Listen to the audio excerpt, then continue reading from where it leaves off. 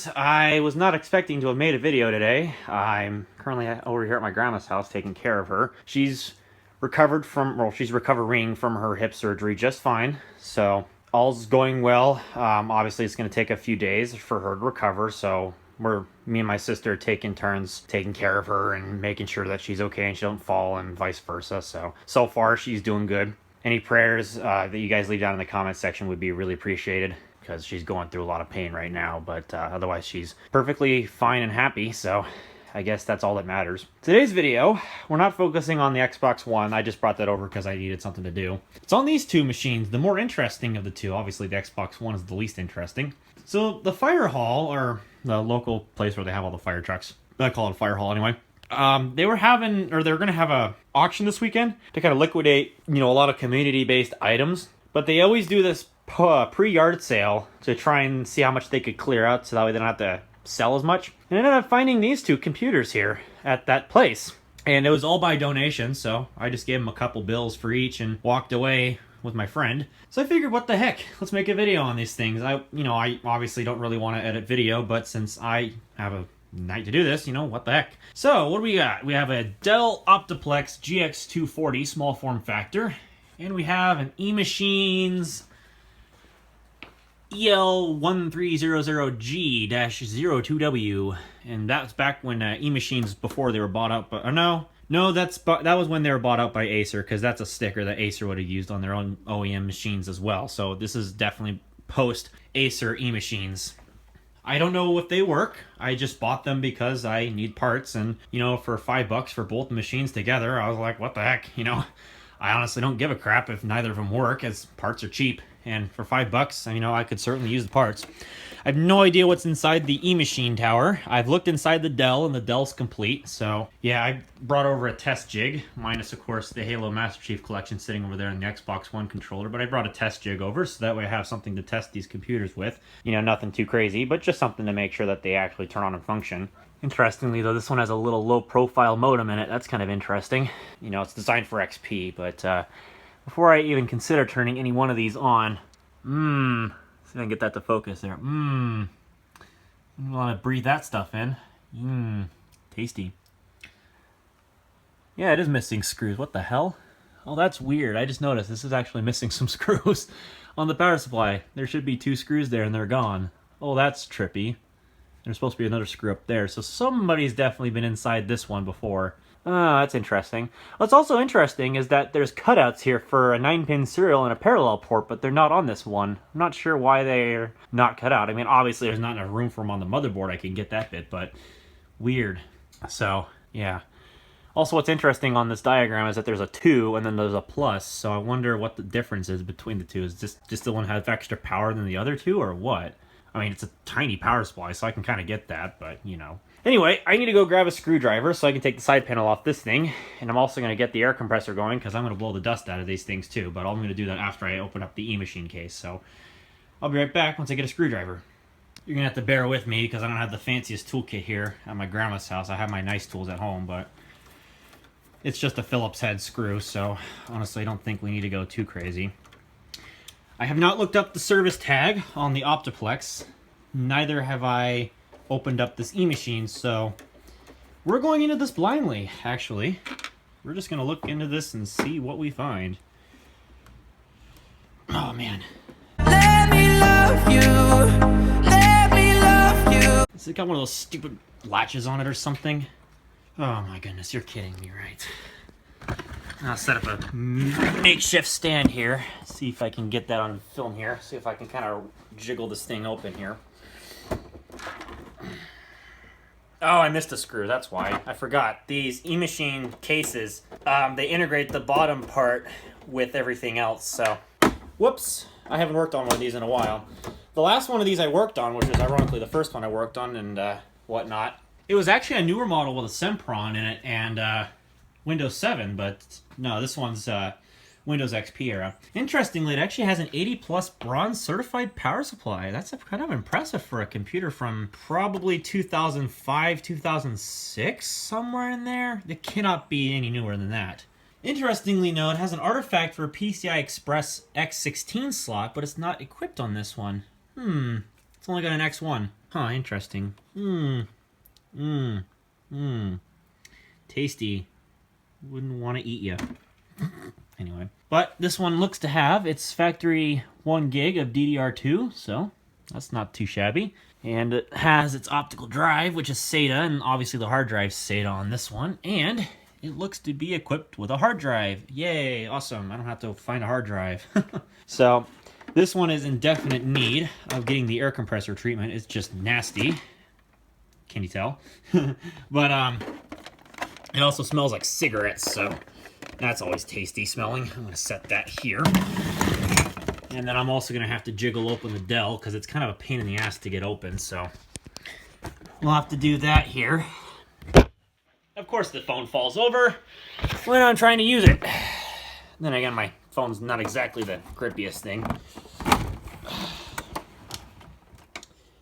Interestingly, this one doesn't have any hood sticking issues, like most of these clamshell Dells I've had to work with. This one actually has an expansion graphics card in the AGP slot, which was something of a selling factor for me. I don't think it's anything more than like a GeForce, probably a 2MX 400 or something. Maybe I might get lucky and it might be a GeForce 4 or... Nope, this one's an ATI card, so maybe it's a Radeon 9000 or something? Maybe? Might be lucky, might get a X series card, but I doubt they'd put it in a system like this.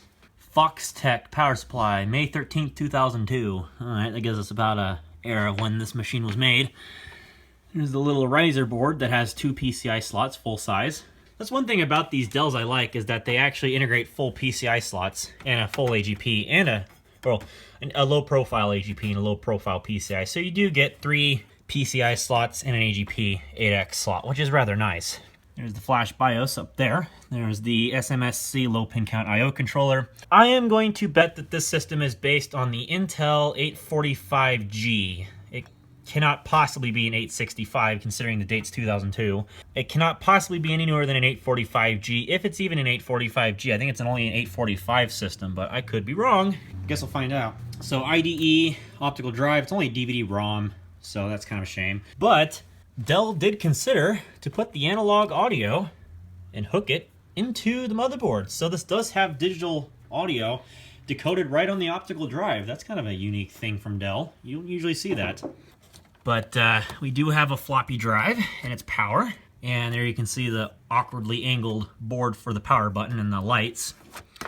And then this cover here, I don't know how you get it off. There we go. Wasn't too hard, I suppose. Has the hard drive, and I have not looked at the hard drive yet, so this is my honest to goodness first time looking at this hard drive. You and I together. I'm just going into this blindly because I just picked these machines up and whatnot, so if I can figure out a way to maybe get the power cable off of this drive.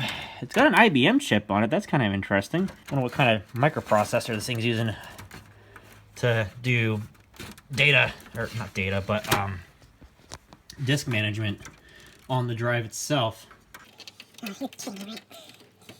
But I'm betting this system to be some kind of a Socket 478 Pentium 4. It cannot possibly be anything too ridiculous. I bet you it's under 2 gigahertz if I'm lucky. Oh man, I'll be right back once I figure out what hard drive that is, because I'm kind of curious. Well, you'll be guaranteed to not have anybody stealing your hard drive. Oh my god, that connector took a good while to take out. Let's see what drive this is. I'm not betting it's going to be any more than like 40, 60, or 80 gigs, so it cannot possibly be. June 2003, it's the original hard drive, 7200 RPM. This is a 20 gig drive. Oh, I was right on the money. We're pretty close too. So we got a 20 gig Hitachi Desk Star. Hopefully it's not dead. I'm curious to see if this has the original Dell software on it. I'll be amazed if it does. So we got an Ultra ATA 100 drive, something usable. Capacity is kind of low, but considering the time period, that was pretty decent. Not anything too crazy considering 40, 60, and 80 gig drives were starting to be made around that time. So I guess it works. I mean, considering the time period, that's probably pretty decent considering everything was going to be accessed, over the network. Alrighty, so let's get to cleaning these computers out. They're dirty.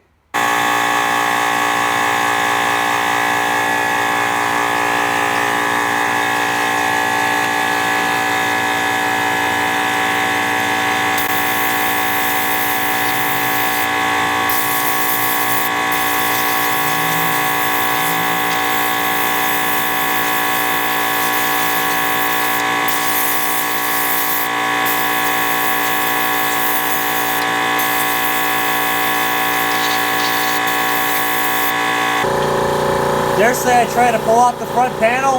I think so. I think it's dirty. I think it's getting clean though. I don't know. Let's get the front panel off and figure that out. Gently, of course.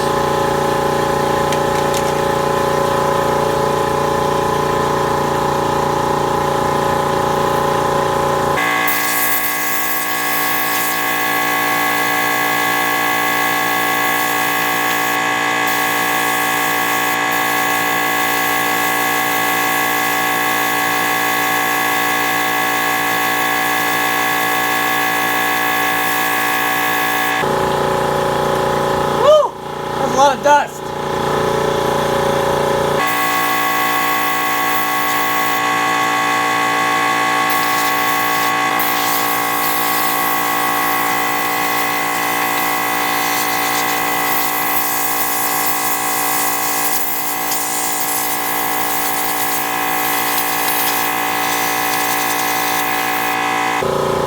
Yeah, that one was actually pretty clean, so I'll give the Dell a pass.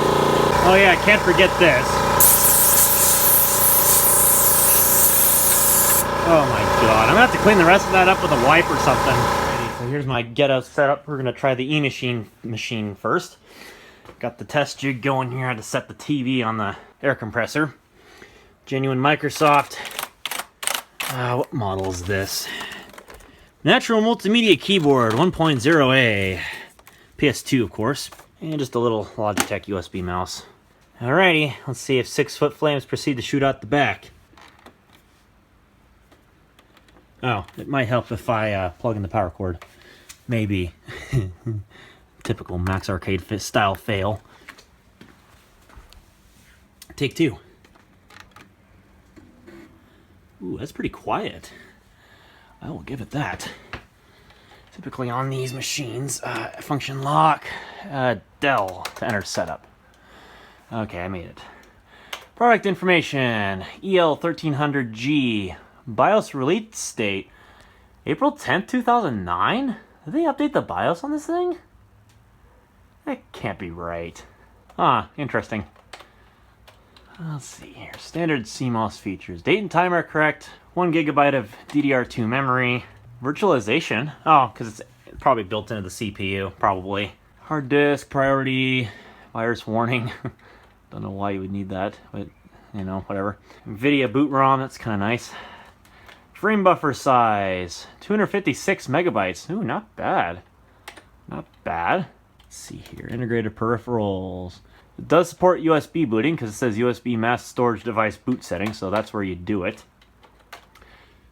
All that stuff. PC health status. Let's see how cool it's running now. Current CPU temperature, 11 degrees. Wow. I guess that compressed air really did something, I guess.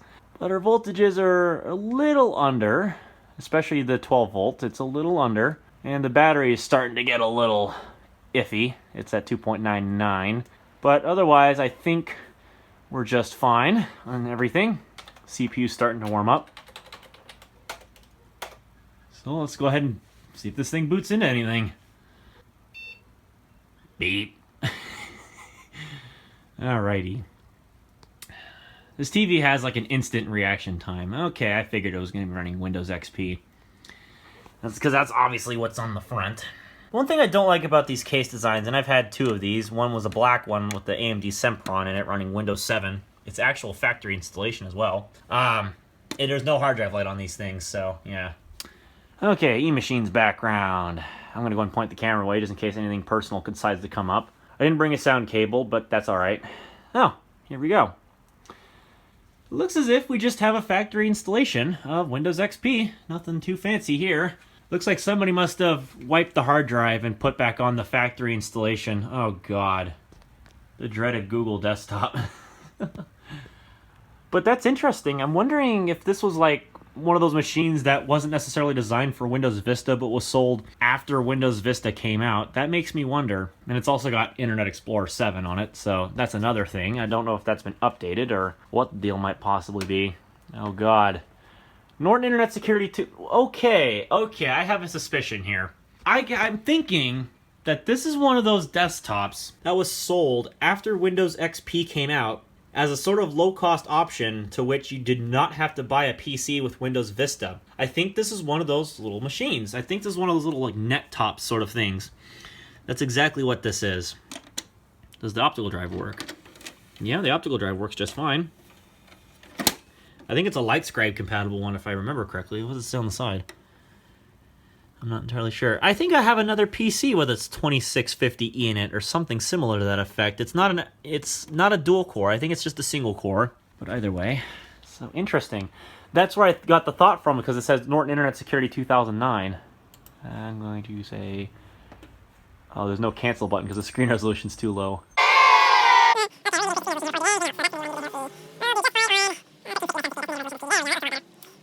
Oh, that's just great. I should have realized there's a close button right there, you dumbo. Anyway. What are the specs of this system? Hang on, I'll be right back. Sorry about that, guys. I had to go help my grandma get back into bed because, yeah, she needed help getting back into bed. That's why I didn't want to be making a video today, but, oh well, I went and helped her. We have a 1.6 gigahertz AMD Athlon processor. I think the one I have is a 2850E, my particular machine. It looks like it's sharing 128 megs for the video memory in this regard. And 9 something, all that stuff, all the support information, blah, blah, blah, blah.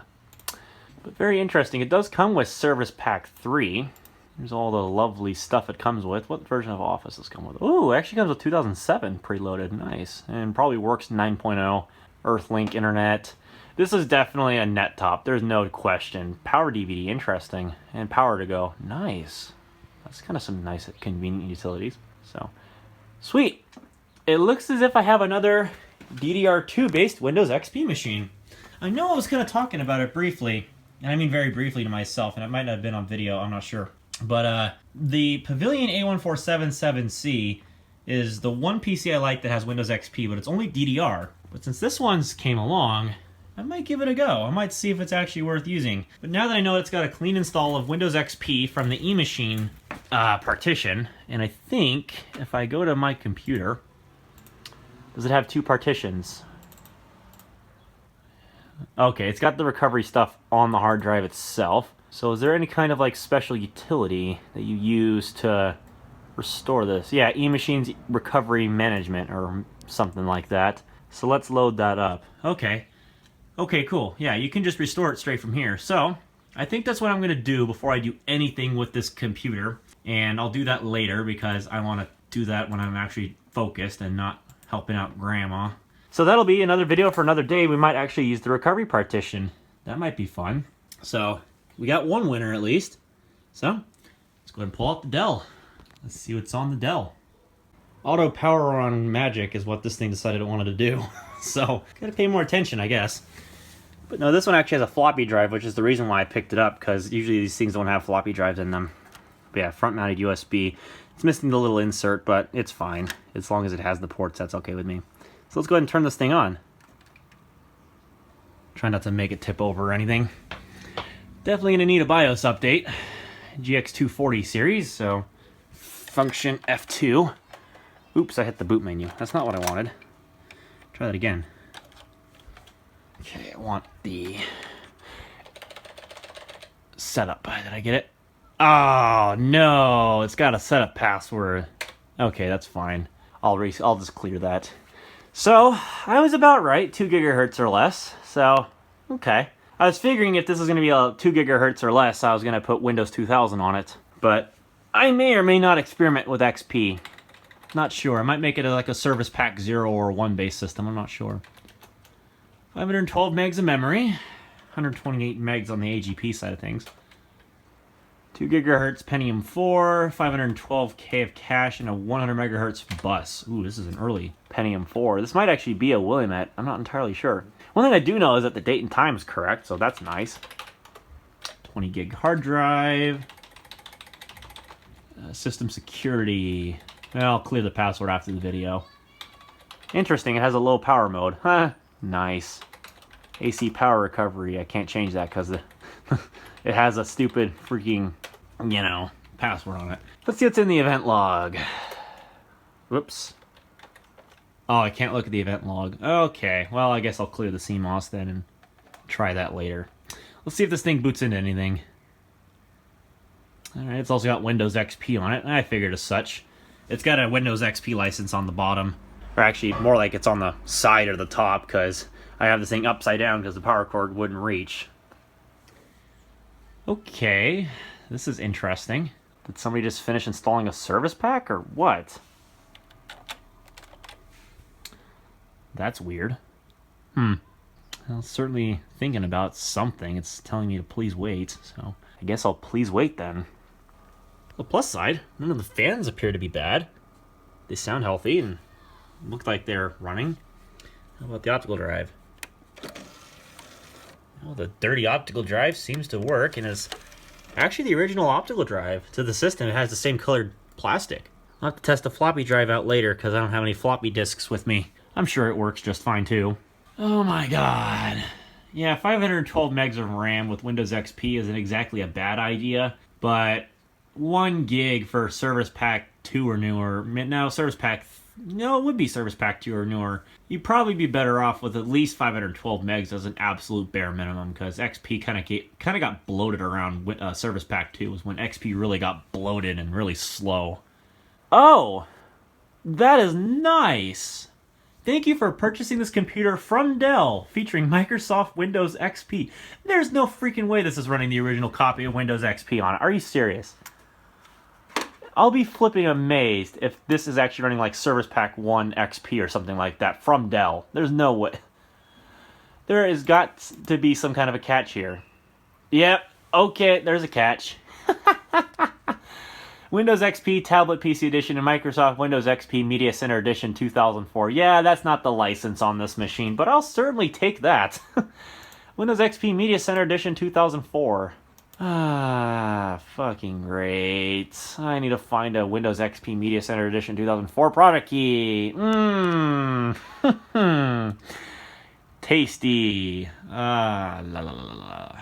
I don't feel like wanting to punch in a key that's incorrect. Well, that kind of ends the fun for this thing. You know what? I'm probably thinking about, just for the curiosity factor, I'm going to go find a Windows XP Media Center Edition 2004 product key. Because I don't think I'm going to keep a copy of Windows on this PC anyway, because it's not the right license. So, I'll be right back. I'll see if I can find a license, and we'll just dink around with the system, because I don't plan on activating it. Okay, cool. I ended up finding the first key that worked, and it actually ended up accepting it. Okay, that's kind of nice. So this is some out-of-box experience of some other Windows XP system from Dell. Not this one. This one was certainly not have shipped with Media Center 2004 on a computer from 2002. There's just no way. It would have came with maybe the factory Media Center, or not the factory. Well, it might have been, but like, you know, Windows XP Media Center 2002, I think. Was it 2002 or 2003? I don't remember. Anyway, I'm not even keeping this install of Windows, so I'm not even going to worry about the computer name. Not really. I'll be surprised if this even runs the Media Center program. I don't even think the graphics card's compatible with it. I guess I'll find out what graphics card it's using. I know that one was using onboard 6150 SE graphics. What's your administrator password? Well, I'll skip that. I'm not going to put in an administrator password for now. No, it's not a part of a domain. Skip the internet part. I'll activate Windows later. Who uses this computer? Name is going to use this computer because I have no lack of a better name. And thank you. Yay, let's get into the desktop of this thing. Oh my god. Well, maybe just for shits and giggles, I might actually activate that key I found, because XP's out of support, so Microsoft really won't give a crap. Maybe not. Obviously my monitor is of an unrecognized type, so of course it's not going to find it on the first go. But it should probably do an auto anyway.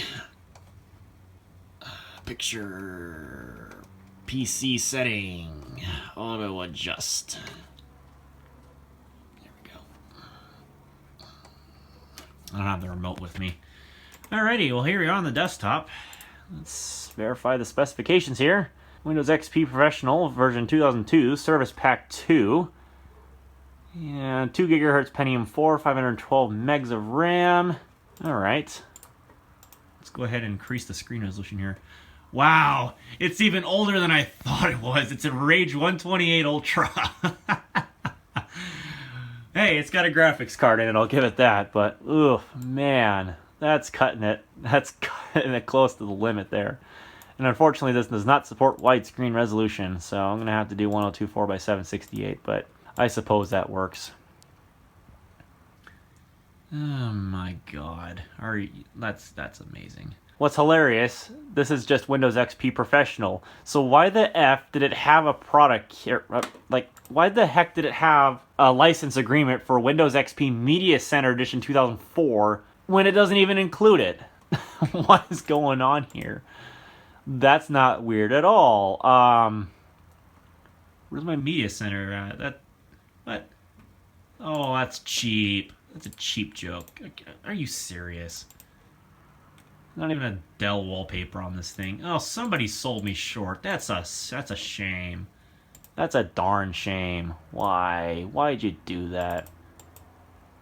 Well, in this case, it does have the People PC 98 XP. Interesting. It uses People PC to recover this thing. I wonder what the keyboard command would be to restore this. So obviously that cannot be correct. Why would it have Media Center on a machine that came with XP Pro? And it's not even the correct license agreement. Something's up with that. Something's fishy. Let me try something real quick. Okay, I found something extremely odd with this batch file. So I made this folder, apparently with some kind of a log in it. A problem occurred while accessing the hard drive on your computer. Well, because I'm running Windows, that's why. I'm wondering if I need to boot up into something else to access the files on this. Because that's the disk image there. That's 1.08 gigs. But if I go to launch this, it goes into the recovery environment, and then it just fizzes out and goes back to Windows, and then it just says it just gave me a log. So, yeah, replace the operation, or repeat the operation to see if the problem occurs in the same manner again. Replace the hard drive in the computer that is malfunctioning. So the image is there. It is there, but obviously you can't run it on Windows. Okay, here we go. This is something. Executing the self-extracting image file will overwrite the contents of the hard drive. Well, I probably don't want to do that while Windows is running. That would probably be a bad idea. Probably. So I think what I might have to do is I might boot up into a recovery environment, a Windows recovery environment, so no. So, good news, everyone. I figured out the cause of the problem. Okay. So, there we go. Okay, I figured out what I need to do. So, I'm probably going to think with that, see if maybe I can figure out if that'll work or not. I need to go grab some stuff from the house. I'll just deal with it later. Because it's interesting that it has this sort of recovery thing there. And if you double click on a file, it just takes you into this environment and it says executing this will overwrite the contents of the hard drive, which I wanted to do, but I don't want to do it while Windows is running because that's very bad. I don't want to do it while Windows is running. But this command prompt thing brings you into this mode that you can't even use because, yeah, it just fizzes out. So I think it's meant to be run in its own sort of environment. Like, you can't, like, easily trigger it. So what makes me think here is that, is there some kind of advanced boot thing that they have set up in this? No, it doesn't look like there is. I thought there was, because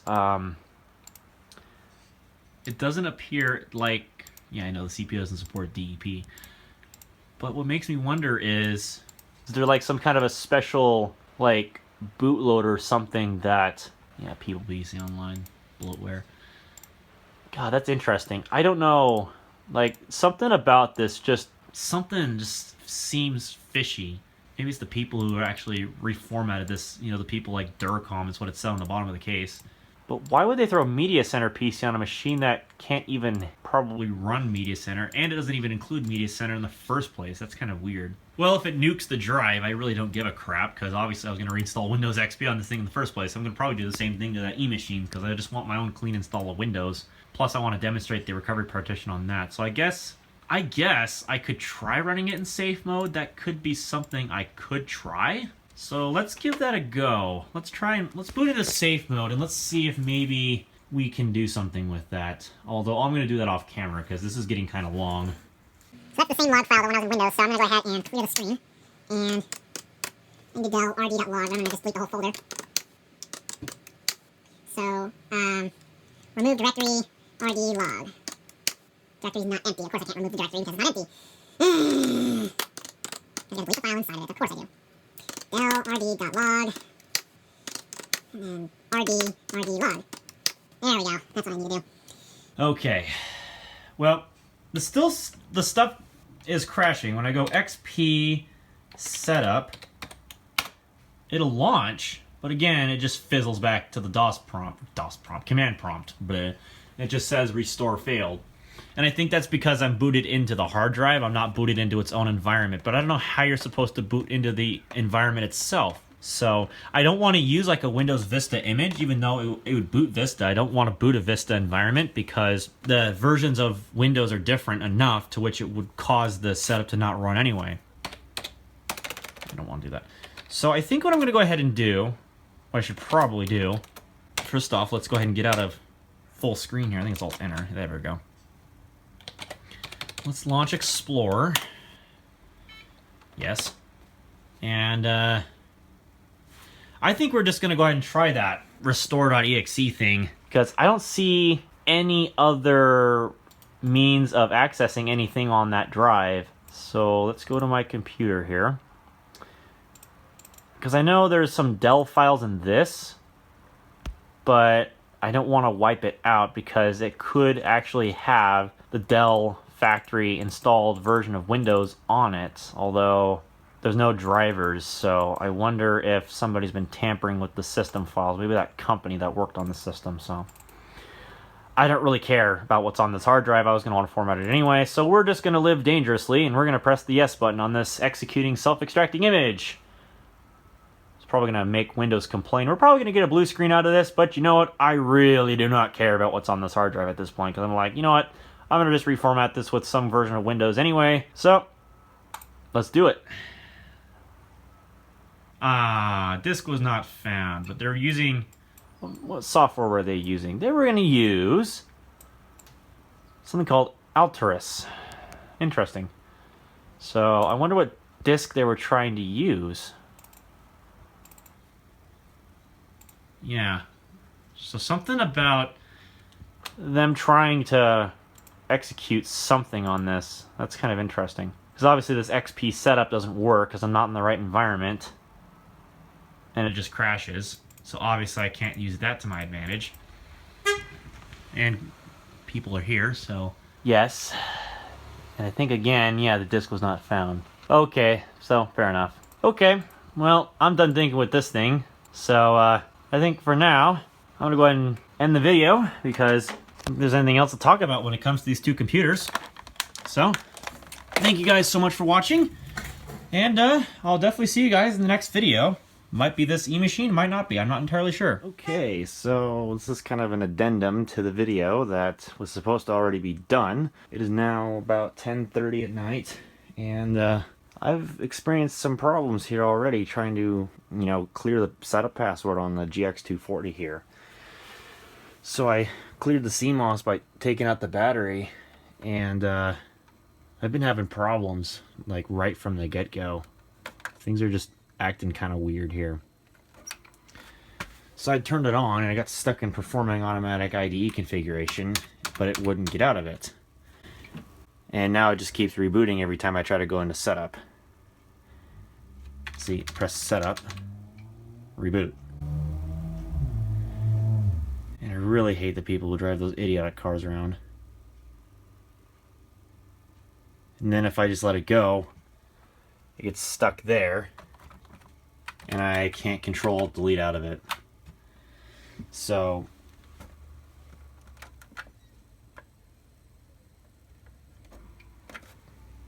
I suppose I could try pressing F12 and seeing what that'll do. Nope, just rebooted. So let's do some diagnostics here. Let's do some diagnostics. So what I've done so far is I have gone and I have actually checked the power cord, and I unplugged it, plugged it back in. It came right on, but again the problem persisted. So I think what we might try and do here, because there's no onboard video, I think the easiest thing we're going to try and do is to simplify the configuration. So let's take out this piece of memory, and let's take out the hard drive duct here, and just very delicately, I guess you could say, pull out the hard drive power connector. This is not an easy task like I was showing earlier in the video, but I don't want to keep turning on and off the system and spinning up and down the hard drive. It's not good for it. So I just gave up on the thought of trying to get that power cable out of there. It's so difficult to get it out of there that I just took out the IDE. Beeping cars, and then let's just street race down the road. Let's see if there's any loose connectors anywhere. The floppy connector here is not loose. Are any of the IDE connectors loose? I don't think there is any loose connectors. The CR2032 is inserted in there properly. No bulging capacitors, especially near that board with either the VRMs or a Coast module or something. Although Coast kind of seems a little bit too old of a term for a system new. I guess one thing we can try is we could try to reseat this PCI riser. What's the little thing for that? I think it's, you just pull it on out here. And there's that mystery slot that I always considered was some kind of a 64-bit thing, but no, it ended up being like, this is a motherboard shared design with the GX260 as well.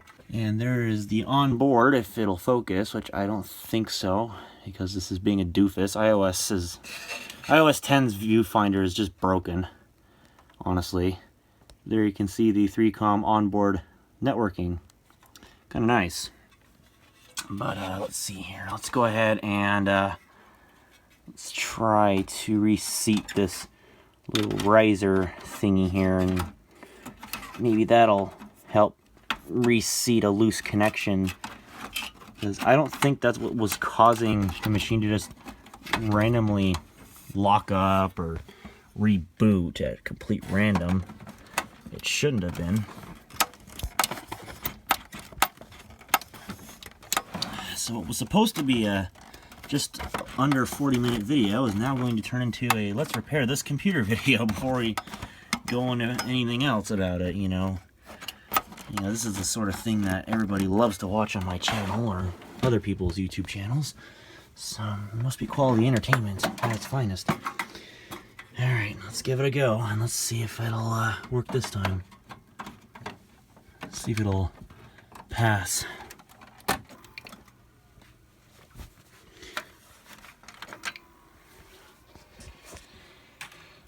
Let's see what happens this time. Amount of system memories change. Well, glad you recognize that. Okay, we'll reach the boot device menu, so that's progress. We can Control-Alt-Delete. Can I get into setup? Okay, we still don't have a password. So that's interesting. I wonder if there's a hang on a second. Turn this off. I wonder if there's some kind of like a password clear jumper on this motherboard. I know some of these Dell systems, they had a password clear jumper somewhere on the motherboard. I don't know if it was near the yeah, here it is. I just found it right there. Password. You move this jumper and you take off the pins, and I think you turn the system on. I think. Yeah. You take out the jumpers and then you turn the system on. And it's supposed to clear the setup password.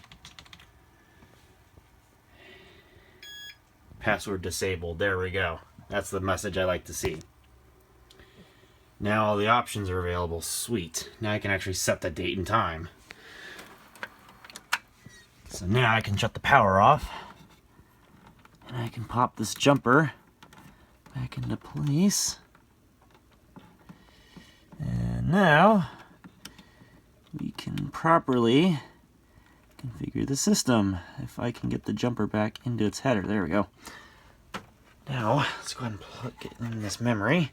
I know you're not supposed to do this, but I'm going to do it anyway.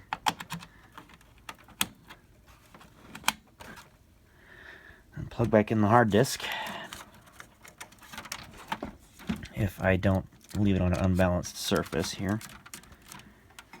And then reinstall the green fan shroud here. And then I think everything's out of the way. So, all right, I think we're good. So let's see if putting that memory module back in affects the system. And we're in setup. Except I gotta go in and rechange the hard drive to auto. And then we can change the date and time here. It is 2240. Oh, 41. Something close enough. Don't need any specifics. It is May. Today is the 12th of 2007. Not 18. 17. We do have a floppy drive, CD-ROM, 512 megabytes of RAM. System security. Okay, password is, yeah, good.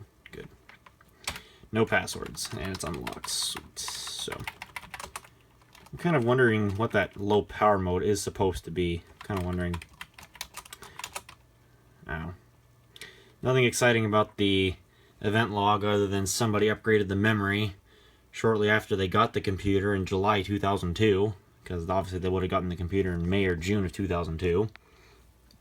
And then shortly after that, they cleared the log or something, or maybe the battery got dead or something, and then they had to, the battery went dead after March 2016, and they just cleared the log. I don't know.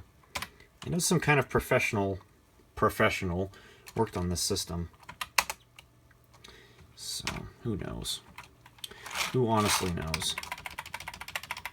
But anyway, let's make sure this thing still boots into Windows. And then I think, well, hopefully it finds the hard drive. Oh, good, it did. Good. Because I'm hoping I'm going to either reformat the hard drive, or I'm going to tinker around with this version of Windows and see what there actually is on it for software or whatnot. I'm not entirely sure. So, alright, that's now the end of the video. I was kind of freaked out by that, and so I figured I'd document it, and now it's fixed. I don't know what fixed it, but something did.